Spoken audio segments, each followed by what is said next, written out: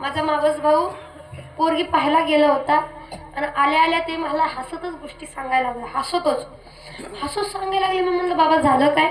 पोरगी पाहायला गेलताना काय झालं? जे दररोज होतं, जे दर त्यावेळेस होतं तेच झालं. म्हणजे नापसंत केलं का? अहो महाराज, तुम्हाला चला म्हणलं होतं ना, तुम्ही घराला पाय लावला तर पत्र्याच्या घरासुद्धा बंगला होतो.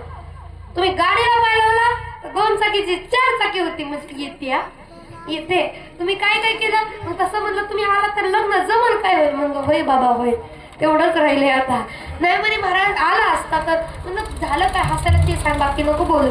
ते काय म्हणे महाराज, पोरगी पाहायला गेलतो, पाहायला गेल्या तिच्या दारात बसलो. आता आम्ही 4-5 जण गेलो होतो. दारात बसायला तिच्या दारात जागाच नव्हती. कसं तरी आपलं खुर्च्या चुटकून काय करून बसलो आपलं तिच्या दारामध्ये. कसं तरी बसल्यानंतर पोरगी तडकन पळत बाहेर आली. घरातून पळतच बाहेर आली. बोलणं झालं आमचं, बोलतोय काय करतोय, पळतच बाहेर आली. महाराज असू दे, आगीचं झाड मला वाटली तरी मी मनात म्हणलं होतं दिली तर करू, काय करायचं आपल्याला. इथं भेटणार ती भेटते, त्याला नटायचं. पळतच बाहेर आली. आमच्या तोंडावर तिने बापाला सांगावं, बाबा पप्पा, पोराच्या दारात 4 चाकी असेल तरच मी लग्न करणार, नाही तर मला लग्न करायचं नाही. पाहुण्याला आता सांगून ठेव, पोराच्या दारात 4 चाकी असेल तरच मला लग्न करायचं, नाही तर मी लग्न करणार नाही. आणि ते पण मला कुठली पाहिजे? मला फॉर्च्युनर पाहिजे.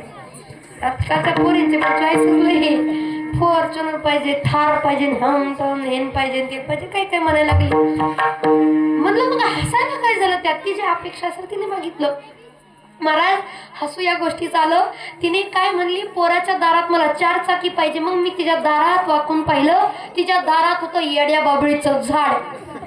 आणि तिला पोराकडनं काय पाहिजे?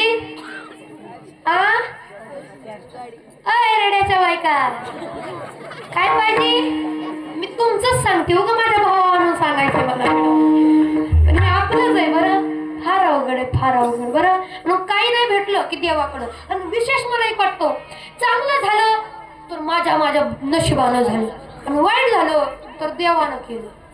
वाईट झालं तर चांगली बायको भेटली, अहो माझ्या नशिबातच होती.